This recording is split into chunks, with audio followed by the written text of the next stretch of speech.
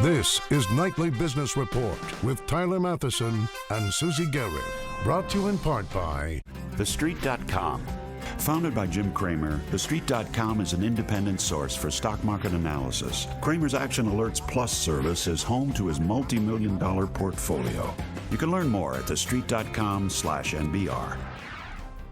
Earnings flood. Google, the top tech company in search, and Amazon, the #1 online retailer, capped the busiest earnings day of the season. And we've got the key takeaways for investors like you.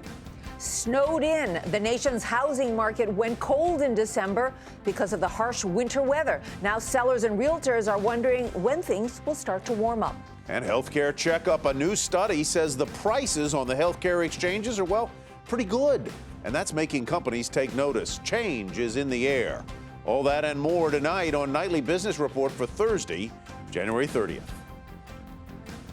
Good evening, everyone. The U.S. economy is growing. Earnings are coming in strong, and that inspired investors to buy stocks today. Stocks came roaring back on news that the U.S. economy grew at a robust rate of 3.2% in the final 3 months of 2013. It was one of the strongest quarters in 8 years.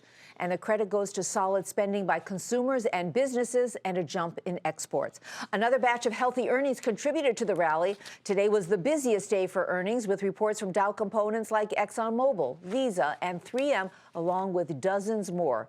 And we'll have more on that in just a moment. But first, let's run down the closing numbers from Wall Street. The Dow rose almost 110 points. The Nasdaq surged 71. That's a gain of nearly 2%. Thanks to a 14% jump in Facebook shares. And the S&P was up 20 points. As Susie said, some good earnings across the board, but a different story for Amazon. After the closing bell, shares of the world's biggest online shopping site plunging initially after a big profit miss. In the fourth quarter, which included the holiday shopping period, the company pulled down 51 cents a share. That was far short of the estimates of 66 cents. Revenue disappointed last quarter, too, just missing forecasts, as you see there. And add to that a weaker outlook for the current quarter, and shares came under pressure right after the report. Sheila Dharmarajan joins us now from the NASDAQ exchange with more on those Amazon numbers. Sheila, what do you see? What's the biggest takeaway? Yeah, bottom line, Tyler, if you are priced to perfection as Amazon has been, you have got to deliver the results. And if you don't, investors have no problem punishing you. The results are also raising questions about the retail sector in general. Earlier in the year, we heard that bricks and mortars were losing share to Amazon. Amazon perhaps not coming in with the strongest numbers as people were expecting. So a lot of questions now of where those retail sales are going. Are they going to other smaller e-commerce players, or perhaps is the consumer not spending as much as we thought they did? All right, Sheila, thank you very much. Stick around, though. Google shares rose as much as 4% in after-hours trading, even though its earnings came in below analyst estimates.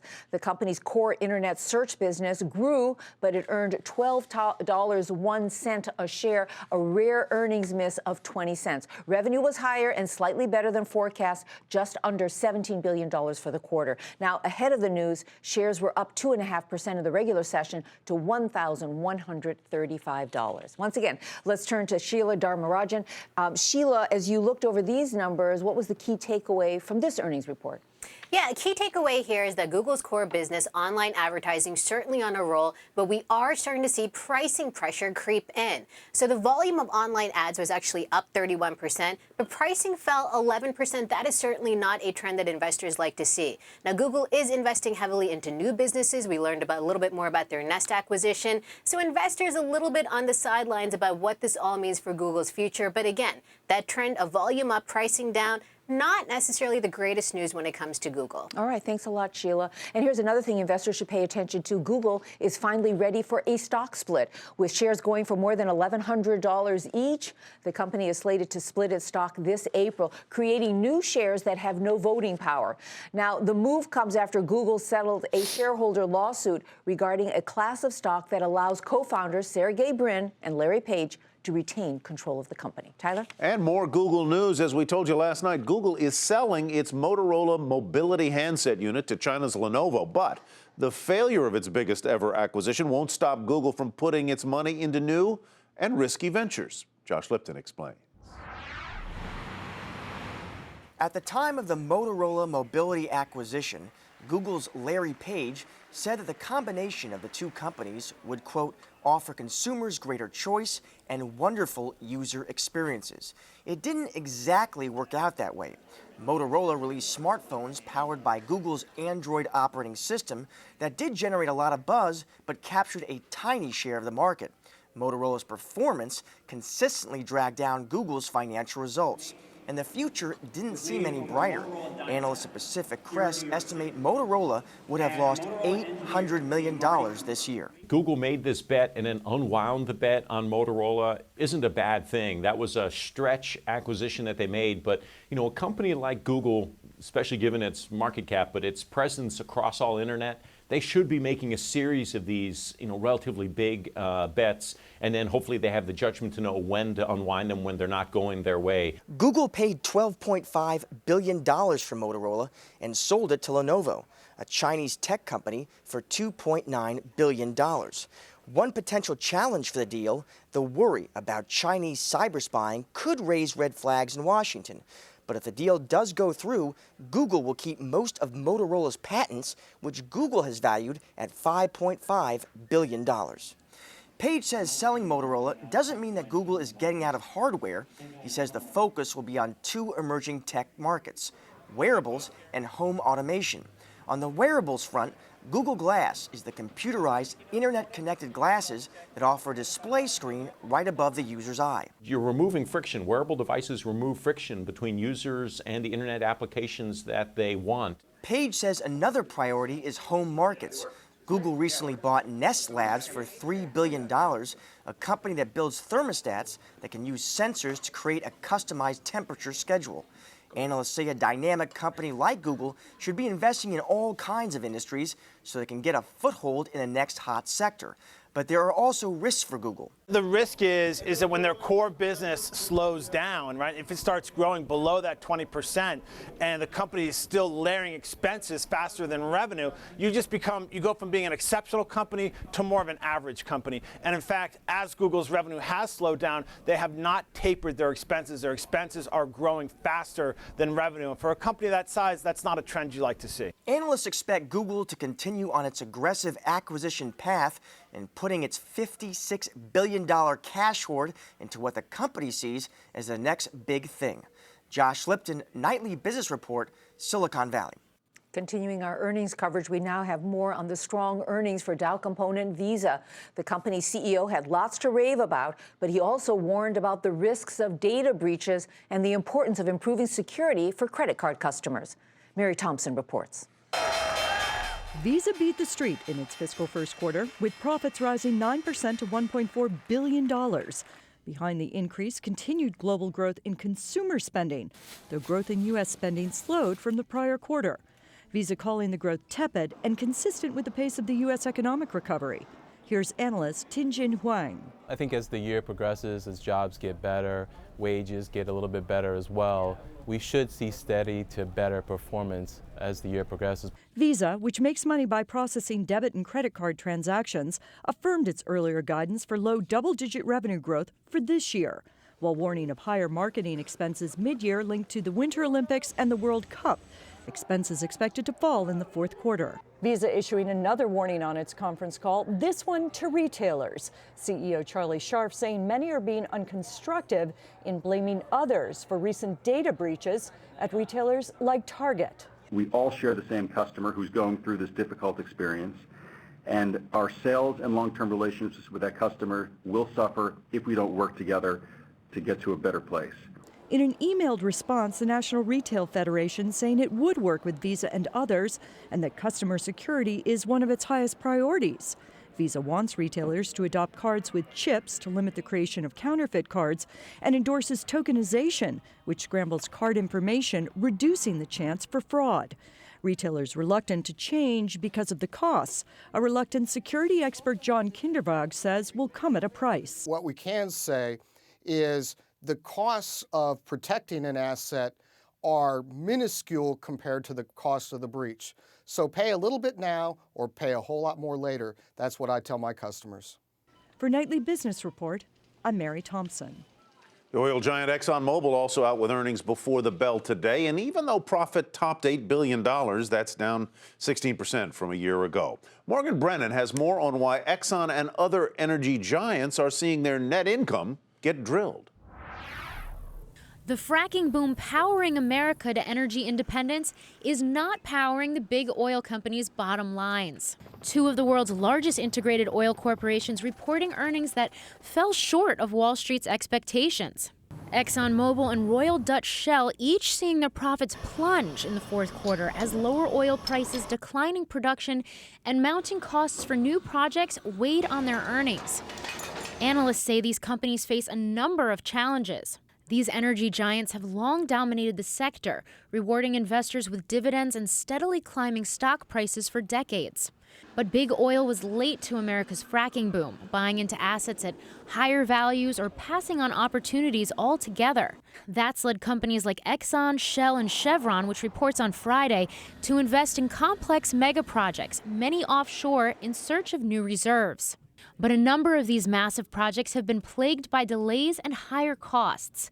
Take the Gorgon natural gas exporting complex in Australia. A joint venture between the three giants, costs have ballooned 45% to an astounding $54 billion. So far, such big spending has not been rewarded by big growth. In fact, production at Exxon and Shell fell, even though the companies usually see a seasonal increase in the fourth quarter. Still, not every integrated oil corporation has disappointed today. ConocoPhillips also releasing its quarterly results. And despite lower revenues and production that was hurt by bad weather, the company welcomed a 74% jump in earnings as it sold off its volatile Algeria business to focus on the fast-growing shale operations that are powering America's fracking boom. Despite the challenges facing big oil, analysts say that over the long term, these companies could once again deliver strong growth.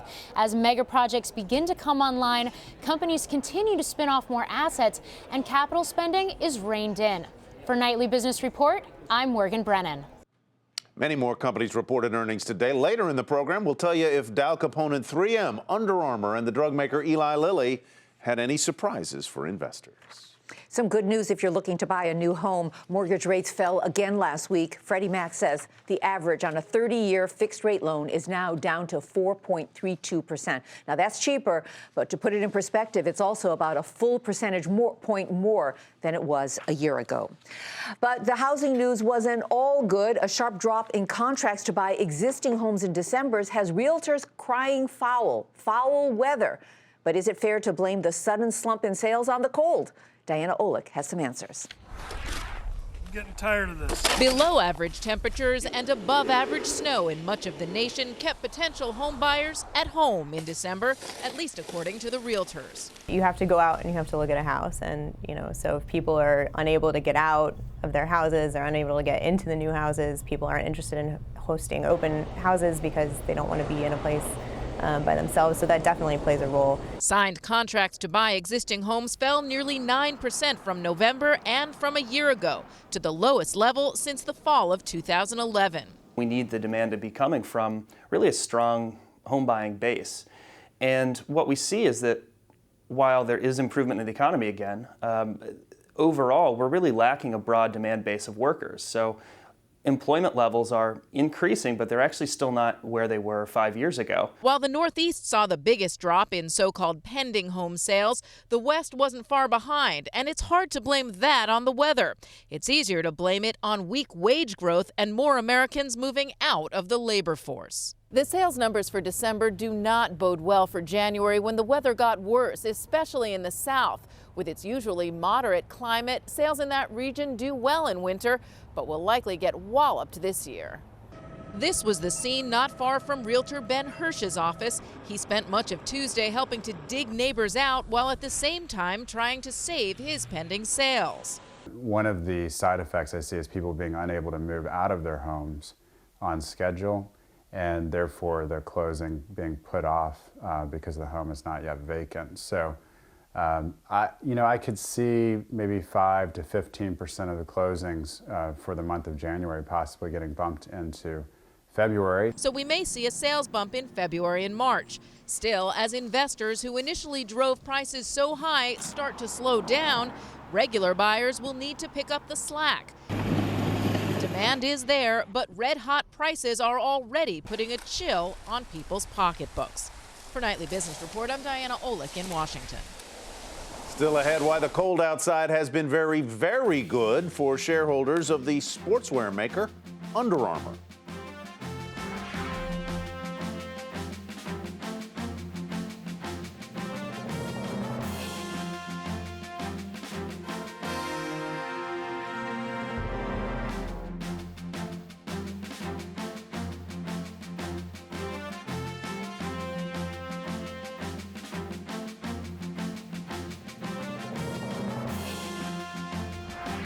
Several reports now say the search for Microsoft CEO may be coming to an end and that the job will go to Microsoft insider Satya Nadella. He'd replace Steve Ballmer. But there may be a twist. One report says the Microsoft board is discussing the possibility of replacing Bill Gates as chairman. And switching back to more earnings news, this is the biggest day of the quarter for earnings, as we told you, with more than 10% of the S&P 500 reporting. And the results were pretty good. Here's a look at how some of the other big names fared over the past 3 months. Some like it cold. No complaints about the winter chill from Under Armour. Its cold weather gear pushed up fourth quarter revenue by 35%. That warmed investors to the stock, and CEO Kevin Plank's stake in the company is now worth more than $2 billion. There's no question about it. When the weather gets cold, I think everybody in our industry definitely gets a little bit smarter. But, you know, there's a lot more going on than just cold weather with the Under Armour brand right now. So we're very proud of the results, and especially the team that made them happen. The cold weather and higher mortgage rates may be slowing home sales, but one of the biggest home builders, Pulte, posted an earnings win on both the top and bottom lines, thanks in part to higher prices on the homes it did sell. Defense contractor Northrop Grumman surprised investors by posting earnings of 18 cents above expectations, despite a big drop in government spending. 3M also beat, with fourth quarter earnings up more than 11%, even though sales of its Post-its and glues, among other things, were a little lower than expected. Colgate-Palmolive, a maker of almost half the world's toothpaste, came in 1 penny better than expected. A stronger dollar hurt its margins, but cost-cutting and sales of organic products were pluses. Eli Lilly says last year it sold $5 billion worth of Cymbalta, a drug for depression, making it one of the all-time bestsellers. Sales fell after its U.S. patent expired in December, opening the door for generics. But demand for Lilly's other products grew, and earnings came in as expected. In March, Lilly loses another patent on Avista, a popular drug that treats bone disease. But Lilly's CEO says he's confident about bringing new cancer and diabetes drugs to market. We've been investing in our pipeline. We have 4 medicines under regulatory review currently, and we could launch as many as 3 of those this year. So this is really the inflection year for us, and we hope those launches will put us back on a growth track starting next year and beyond. And here's how shares of those companies ended the trading day. Under Armour, Pulte Homes, and Northrop Grumman all rose, with Under Armour the standout, up 23%. Dow component 3M fell, as did Colgate-Palmolive and Eli Lilly, which was off more than 1%. Earnings, and more earnings. We begin tonight's market focus with strong earnings out of Viacom. The media giant saw its first quarter profit increase by 16% as cost-cutting made up for a big decline in movie revenue. Viacom told investors it expects ad revenue from its cable networks like MTV to improve this quarter, and that sent shares up nearly 4% today to $84 and a penny. Time Warner Cable also saw a rise in fourth quarter profit. The cable operator's revenue from its business services and residential high-speed data kept those results afloat despite a drop in overall subscribers. The company has rebuffed now 3 takeover offers from the smaller rival Charter Communications, but the CEO says they haven't completely ruled out the possibility of a buyout. What was important to us was to make clear we weren't just saying no. We were saying that the offer that Charter made undervalued our company, but there was a price at which we would transact that we thought maximized value for shareholders. And shares today up 1.5% to $134.20. The world's biggest distilled drinks company, Diageo, says slow growth in emerging markets is taking a toll on liquor sales. The maker of labels like Johnnie Walker and Smirnoff saw sales rise about 2%, but that was only half of what analysts had been looking for. Shares tumbled down more than 5% to $120.48. But investors had a sweet tooth for Hershey's. Earnings rose by 24%, with market share for candy, mints, and gum rising in every measured channel for the third year in a row. The stock was up more than 2.5% to almost $100 a share. Sales also surged at Whirlpool, thanks to strong business in North and South America. But earnings came in below analyst estimates because sales in Asia fell, primarily due to weakness in India, and that worried investors. Shares plunged more than 6.5% to $132.22. And Facebook hit a record high after reporting better than expected quarterly earnings and revenue. Strong revenue from mobile ads is the reason for the beat. The social media company said overall, more than half of its ad revenue now comes from mobile. That's an impressive move since Facebook introduced mobile ads just recently in 2012. Shares jumped 14% to $61.08. And the Justice Department wants Bank of America to pay up for selling bad mortgages to Fannie Mae and Freddie Mac ahead of the housing bust.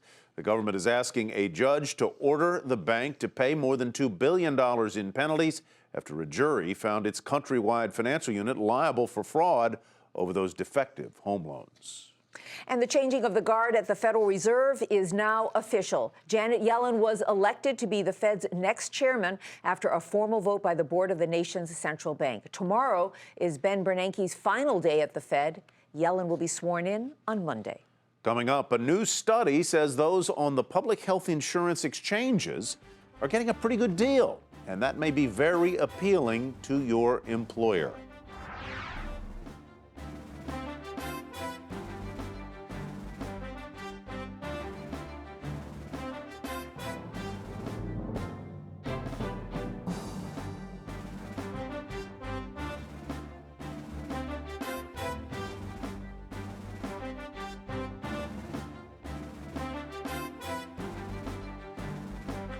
A warning tonight about those heated seats in your car. Toyota is halting sales on thousands of top-selling late-model vehicles because the fabric used on their heated seats may not be entirely flame-resistant. Toyota is working on a fix for the problem and says there have been no reported incidents.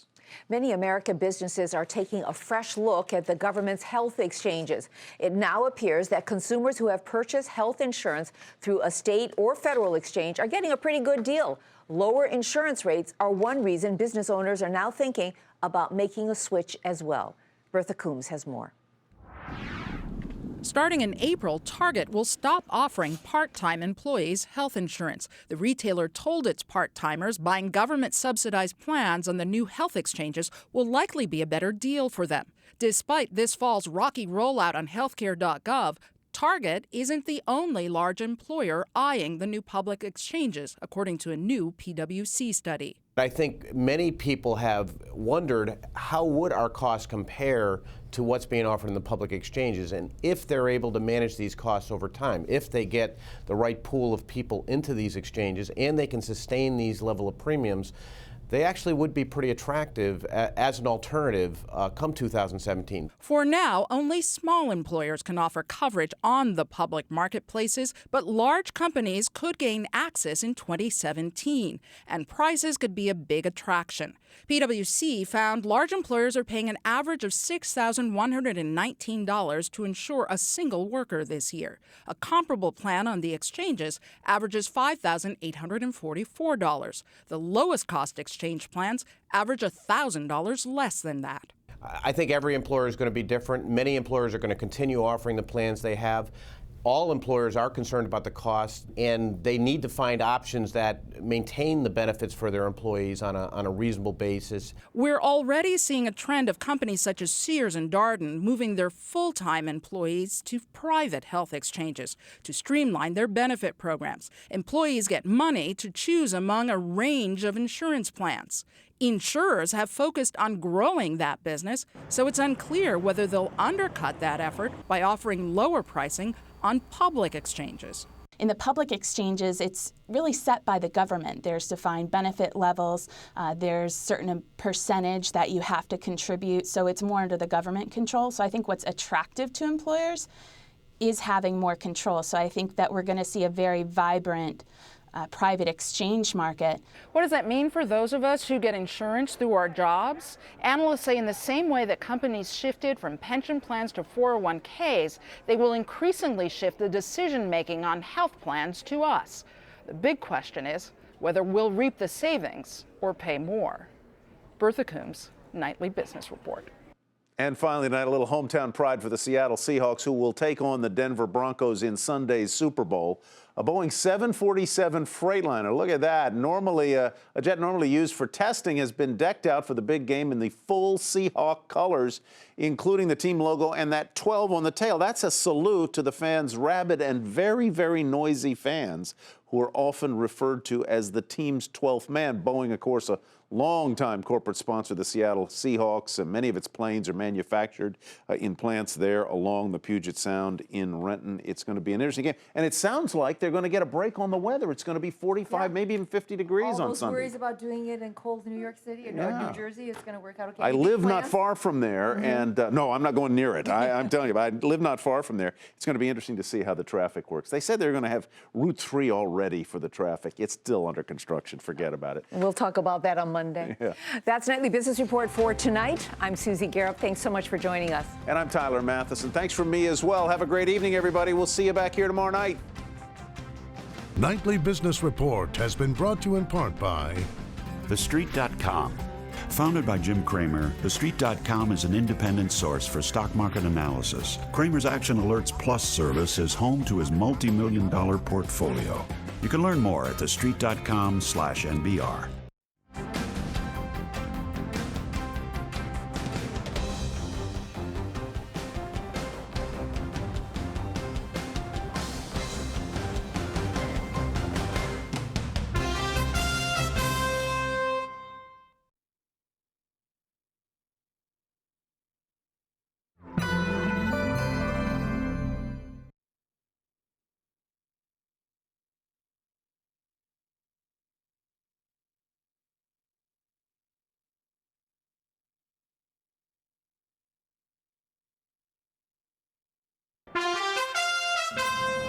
I'm Susie Garrett with a Nightly Business Report news brief. Stocks came roaring back on news that the U.S. economy grew at a robust rate of 3.2% in the final 3 months of 2013, thanks to solid spending by consumers and businesses and a jump in exports.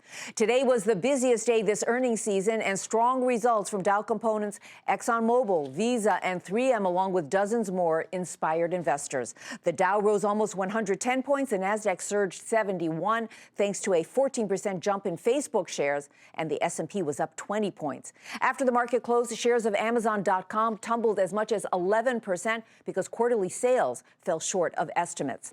And pending home sales tumbled in December, with realtors blaming cold weather for keeping would-be buyers away.